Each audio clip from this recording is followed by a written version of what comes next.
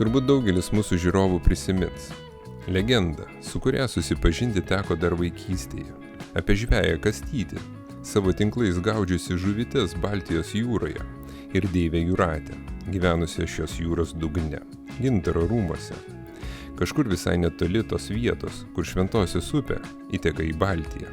Kitiems prisiminusiems šią mirtingo žmogaus ir deivės meilės istoriją atmintyje iškils ir Palangoje visai šalia į jūrą besidrikiančio pėsčiųjų tilto dar 1961 metais pastatyto paminklo vaizdinys, kuriame skulptorė Nijolė Gaigalaitė atvaizdavo šios nelaimingos meilės istoriją.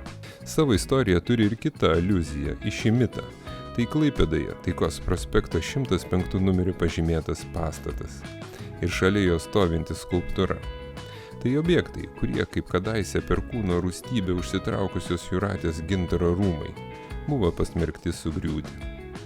Tačiau prisiminimai lieka ir mes jais ketiname pasidalinti su jumis, taip įamžindami dar vieną Klaipėdos istorijos sluoksnį. Juolab jį atidengti mums vėl padėjo nuolatinis kanalo žiūrovas Šarūnas, pasidalindamas savo reminiscencijomis ir atsiuntęs keletą istorinių šios vietos nuotraukų. Pavyzdžiui, šiame 1975 metų kadre matyti neseniai nutiesta Naujakimio gatvė, o tarp 12 aukščių namų baigiamas statyti prekybos pramogų centras Debrecenas. Kairiajame kampe tuščias sklypas, kuriame po poros metų iškils naujasis kino teatras Jūratė ir Kastytis. Dešinėje išlikusi senovinė raudonų plytų mūro sodyba.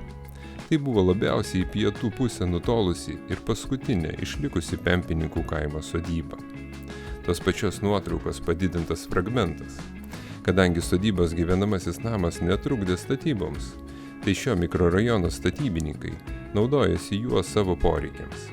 Kai kurie jame net apsigyveno. Mūsų kanalo žiūrovo prisiminimuose išliko vaizdinys, kaip 1973 metų rudenį iš šio pastato išėjęs žmogus skynė obuolius nuo sodo obelų. Iš kamino rūko dūmai, o sutemus pro iš vidaus grotuotus namo langus sklido šviesa. O jau 1976 metais pabaigti įrengti prekybos centrai Debrecenas ir Eglė. Statybininkai išsikraustė į kitus objektus. Senoji sodyba tapo nebereikalinga ir buvo nugriauta. Liko tik aplink ją stūksojo medžiai. Klojami būsimo kino teatro pamatai. Jau minėto adresu Taikos prospektas 105.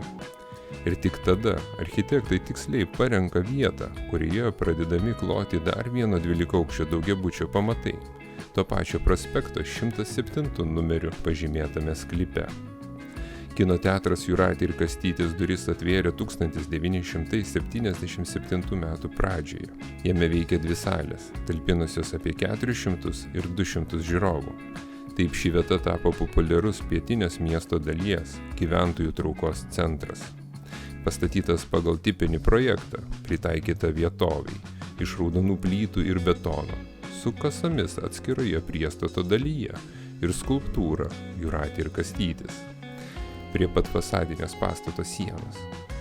Jis tarsi antrino kitoje prospekto pusėje stovinti ir šiuo metu taip pat negailestingo laiko valiai paliktą buities rūmų pastatą, kuriam jau numatyta ateities vizija ir kurio istoriją mes jau kontempliavome ankstesnėme savo reportaže. Kino teatras pradėjo prarasti populiarumą po Žemaitijos kino teatro modernizavimo ir naujo kino teatro atidarymo Klaipėdos Akropolyje. Įdomu tai, jog 2008 metais jo veikla trumpam buvo atnaujinta, bet dėl mažo lankytojų skaičiaus ir didelių išlaidų vėl nutraukta. Klaipėdiečiai prisimins, jog viena iš šio kino teatro salių vėliau buvo pritaikyta čia veikusio naktinio klubo veiklai. Taip pat buvo nuomojamas patalpų plotas, veikė kazino, biliardinė, prekyba buitinė technika ar drabužiais. Vyko renginiai, seminarai, uždaros filmų peržiūros. O kol mes tik žaidžiame televiziją, gal leisite įterpti ir šio kanalo sumanytojų asmeninį prisiminimą, kuomet dar vaikystėje teko lankytis šiame, tuo metu moderniai atrodančiame kino teatre ir stebėti jau tada, po atgautos nepriklausomybės, senosios animacijos klasika tapusi Sovietų Sąjungos ir Japonijos kūrybinio bendradarbiavimo produktą – Pingvinuko Lolo nuotykius. Lolo. Būtinai pasakysim auklėtojoms. O kol kas niekam nesakyk. Lula, neklius? Neklius. Tuometinio vaiko akims ir širdžiai tai buvo kupina pamokančio tono, draugystės ir net gilaus tragizmo drama.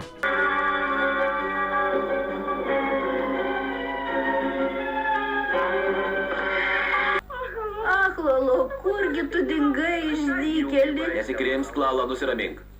Pasivaikščios ir grįž.